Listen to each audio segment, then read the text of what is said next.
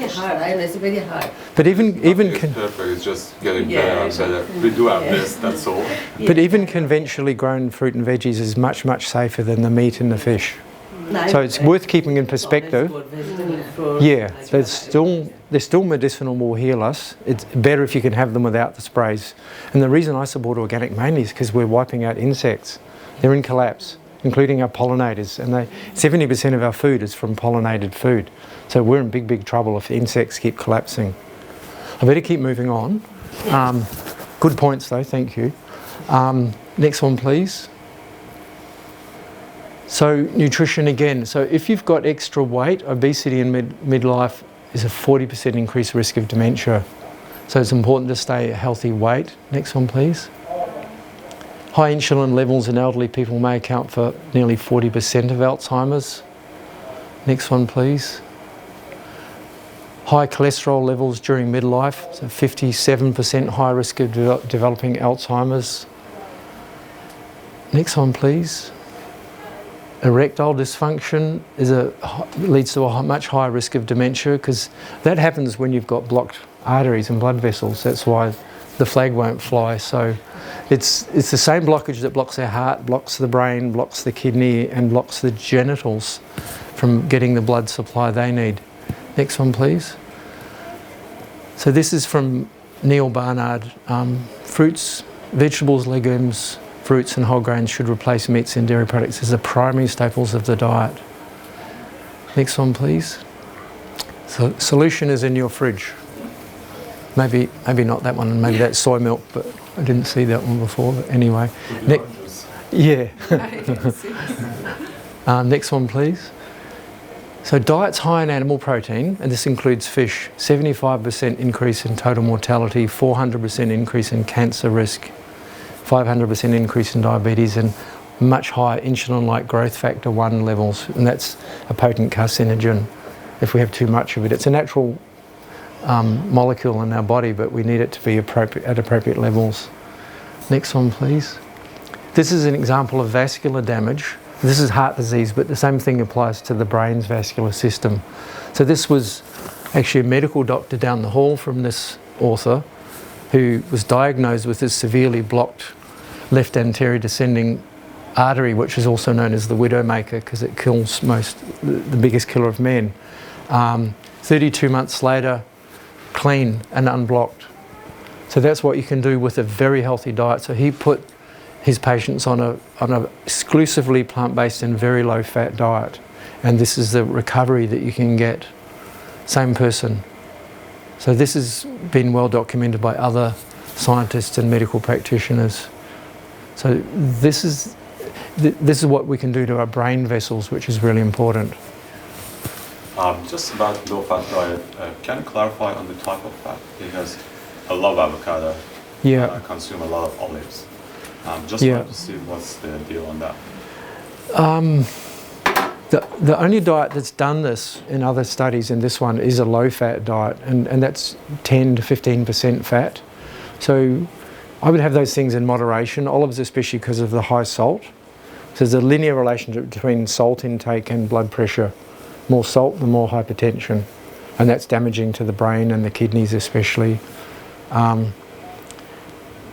Avocados are monounsaturated, that's not the worst fat. The saturated fat's particularly damaging, but I would still have them moderately. You know, they're things that we would have got pre-agriculture if we lived in the right countries, maybe once a year when they're ripe. There wouldn't have been foods that we can get all year round like today. So the 10,000 years that we've been farming is an eye blink in terms of our evolution. So it's healthy to think back, how did we eat for all those millions of years before we learned to farm, which is a modern, if you like, it's an aberration. It's a very abnormal way of living compared to what we evolved to deal with and what our biochemistry needs. So we wouldn't have got nuts all year round. Some tribes of humans pre-agricultural might have never seen a nut. We would be competing with those for those rich foods with all the animals who know they're rich, because they're all facing hunger as well. So every bat, bird, squirrel, possum, they're all going to be going for the nuts, the avocados, maybe not the olives because they're kind of bitter. We're just processing our olive crop this year and at home, and it's 20 days of rinsing them and cutting them so they can leach out the harsh chemicals. And in terms of saturated and unsaturated fat, in vegetables, do you have any idea which type of vegetables I should stop consuming? they're all good. It's really the nuts and the tropical oils, palm oil, coconut oil, that are the most dangerous. They have super high fat. I mean, super high saturated fat. So coconut oil is bad? Yeah. Extra virgin oil as well? That's all. No, the extra virgin coconut oil. No, it's still bad. It's saturated fat is a predominant part of it, and that's very unfriendly for the heart. So What about the MCT oil from the coconut? same, not good. So what's the recommended oil we use? Well, In the I'll come to that, but I don't recommend it at all. I don't eat it. It's a processed food. You've taken something healthy like an olive and you've thrown away all the best bits that we need, the fibre, which nearly everybody's deficient in, all the vitamins, minerals, antioxidants, phytochemicals, and you're left with pure fat, which is the most... Coconut oil is not a good. Definitely not good, no. The less the better. The amount, I heard like if you have half teaspoon in It's the just morning. marketing. Oh, It's really just marketing. There's a lot of coconuts around the world. People realise they can sell coconut water and coconut oil, and it's a lot of hype. There's no science at all to show that it's healthy. Zero. And Does your body need some oil? yeah. Well, you can get it in the food, like our ancestors did for all those millions of years. We didn't have oil before farming. Right. So it's a modern thing. So what about the argument that millions of years ago they didn't live to be 110? They died of predation, they died of disease, because they got diseases of poverty, they're the main things, yeah, accidents, So I'm trauma. just being the devil's. Yeah, please, yeah. So, but the thing is, if they died of all those things, who's to say that their diet would have got them up here in age? Because this hasn't been tested. We don't know, Yeah, no, we don't know. But what we do know from modern populations like the blue zones, they're the 5 areas of the world that have the longest lives, the most centenarians. They have a 95 to 100% plant-based diet. So that I thought of that when you were talking about not eating fish. Hmm. It's the Okinawa. Some do, yeah. But they get about that- 2% of their calories. Is it? They did. Okay, right. They've changed now. They've got macas and their diets are going Yeah.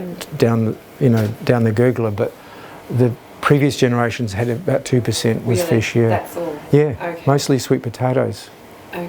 and greens and so on. The longest lived ones are the Loma Linda Seventh-day Adventists in Southern California, and the longest of them are the ones who are properly plant-based, no animal food. Some of them use oil, but there's not been any research done where you compare people who are 100% plant-based who have oil and those who don't. But just intuitively, 20 grams, Mustard oil? no oil. It's No. any Oil oil. is not good. Any oil is about 9 calories per gram, or 100. So a tablespoon is about 20 grams. That's 180 calories. So you could eat that, but that, if you're keeping to the same calories per day, like say 2,000 calories, you put that's the same calories in that 20 grams of olive oil as 2 cups of blueberries, or 5 to 6 cups of broccoli. Which do you think would be more healthy? So the oil means if you don't take out the broccoli or the blueberries, you add 180 calories extra per day, which means you'll steadily gain weight. And the oil makes the food more craveable, so you overeat. Because the salt, fat and sugar have drug-like effects on us. We're not used to dealing with those things as chemicals, because the oil is a refined single thing. Or the salt, or the sugar, refined sugar. We got fruit and things, which was in situ, in the whole food. But when you isolate them and add them to our food, it makes us overeat. Which partly explains why people, 70% of the modern world are overweight. So there's not really any upside to adding the oil unless you're starving. It's certainly a big source of calories, but with so many people overweight, oil is the most energy-dense food on the planet. It's not going to help you lose weight. It's kind of deviating from the talk, but yeah. I'm happy to talk later more if you have more questions. So next one, please.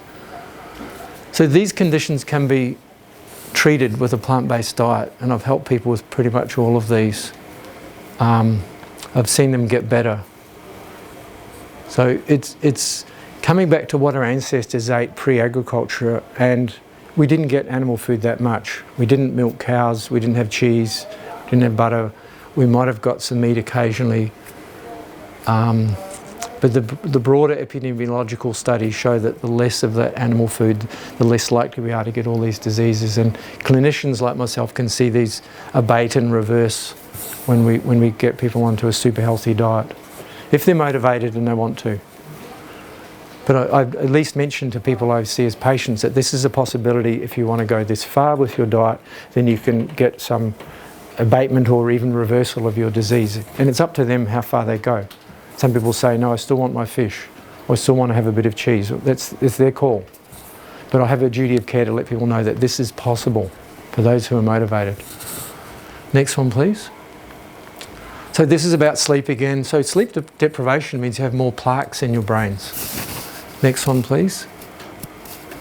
Exercise is critical. So these senior citizens improved their memory and reversed age-related shrinkage in the brain's memory centres with just up to an hour of exercise a day.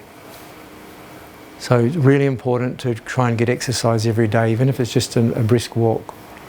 It's helping your brain. Next one, please. Cognitive engagement. So several studies have shown this inverse relationship between formal education and Alzheimer's. So the more you've had history of using your brain for complex tasks, the less likely you are to have dementia. Does that make sense? Mm-hmm. So it's like a muscle that needs to be worked regularly and used. That's why people talk about Sudoku and so on. But anything you're doing, learning new skills, helps us. But this is smaller effect than the food.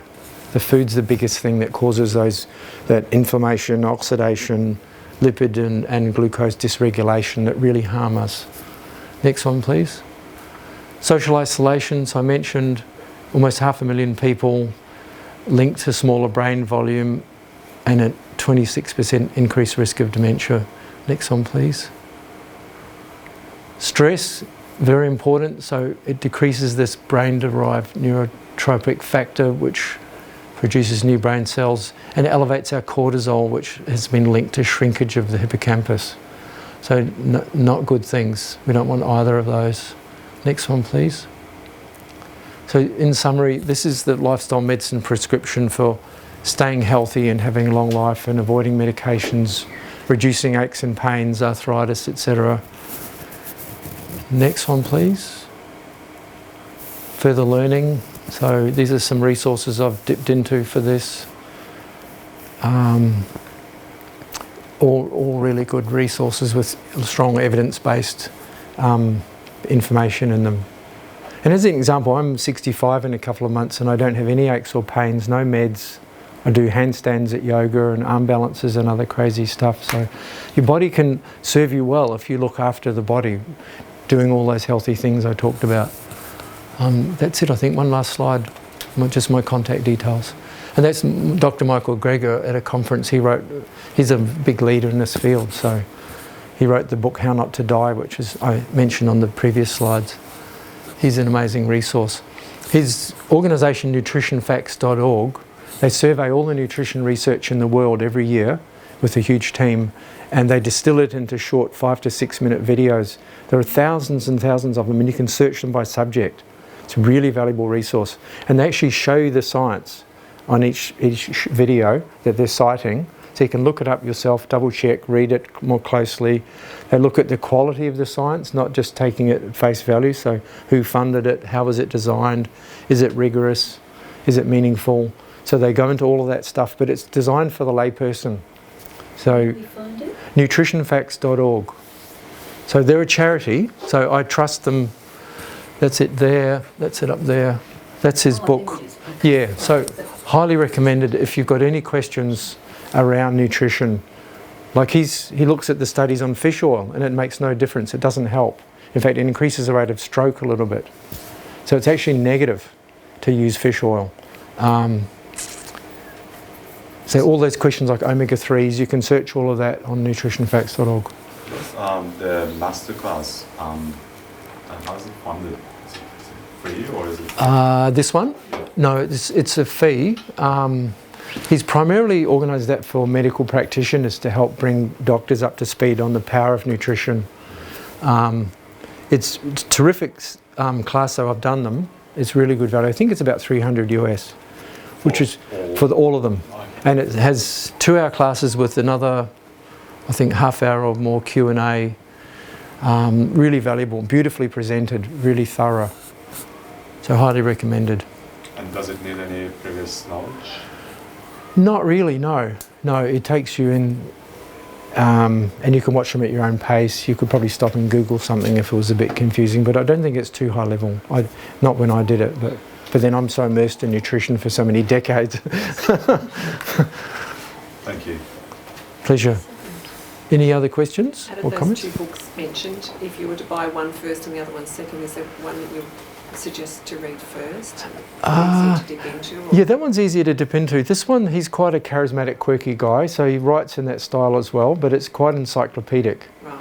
The first half, he's got all the 16 or 18 leading causes of death, from the biggest heart disease down to the 16th or 18th, I can't forget how many, and in order of importance. And then the second half of the book is how he implements all the advice he gives. So his hacks and tricks and how he builds it into his own life.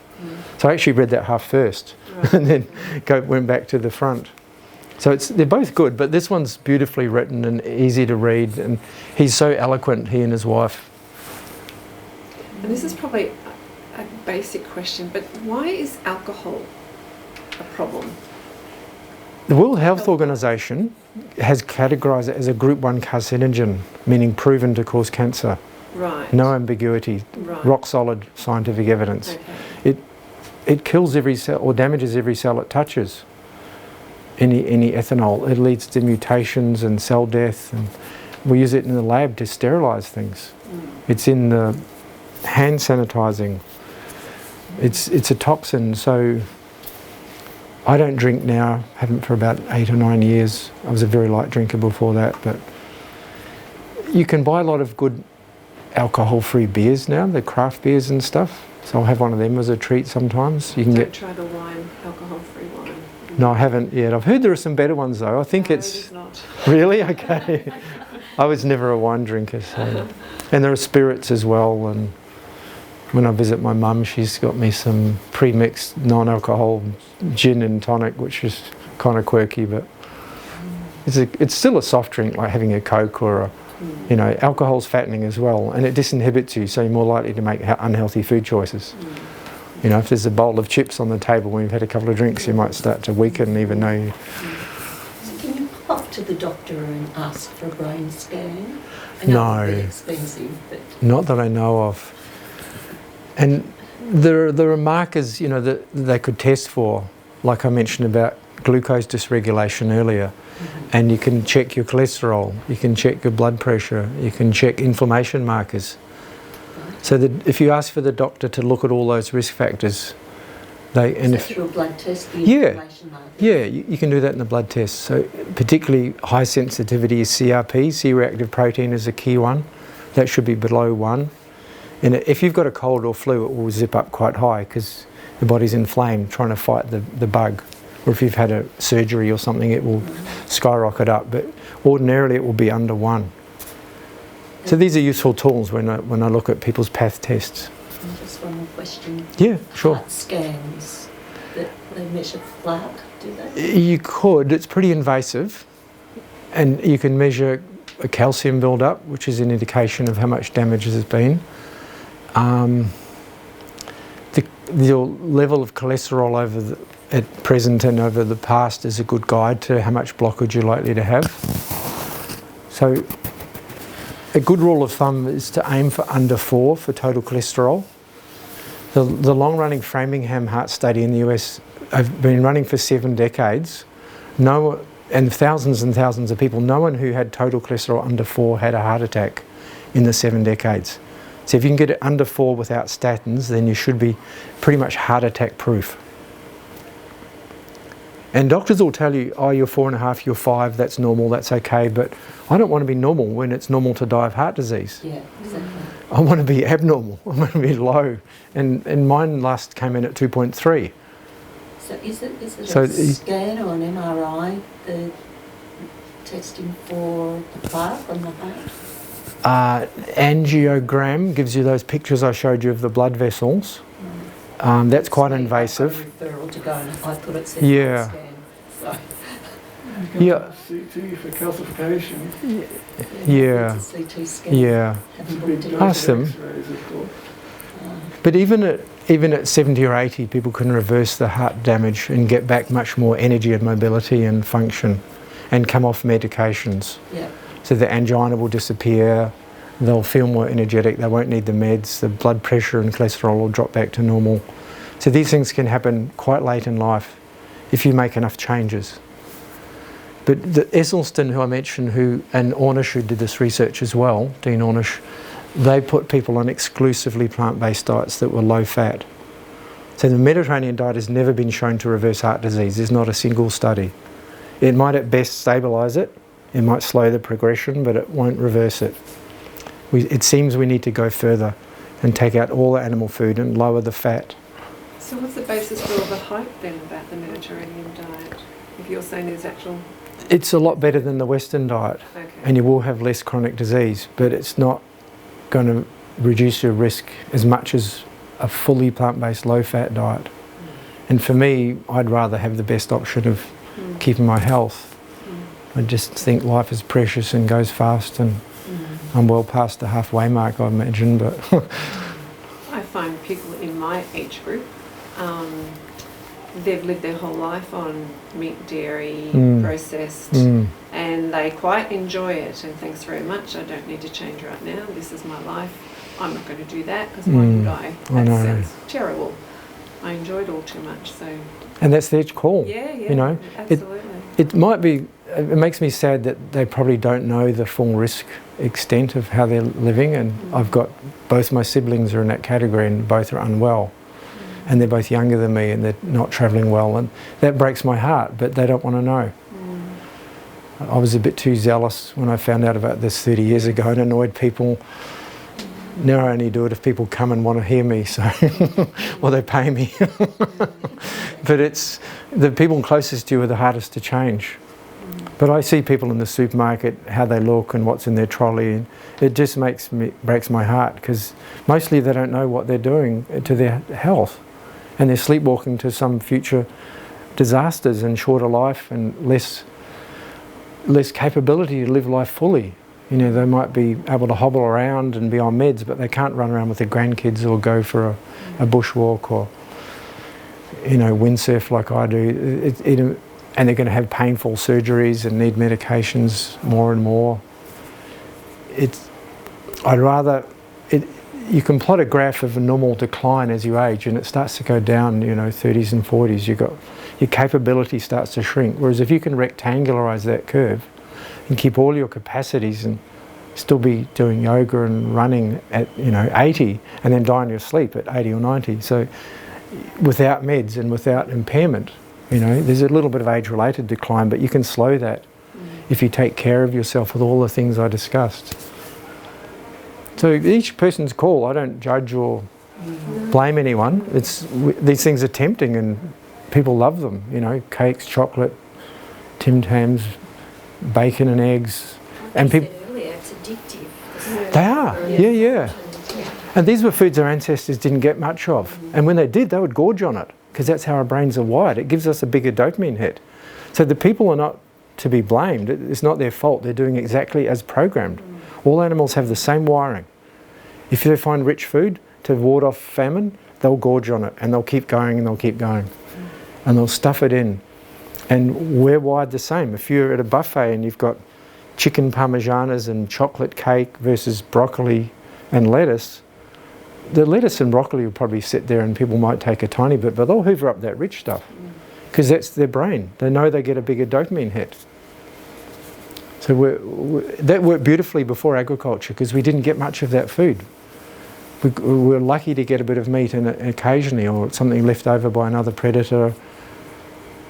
But even if you sent a fit young Olympic athlete up into the hills with a spear and a bow, it might be a long time before they got any food.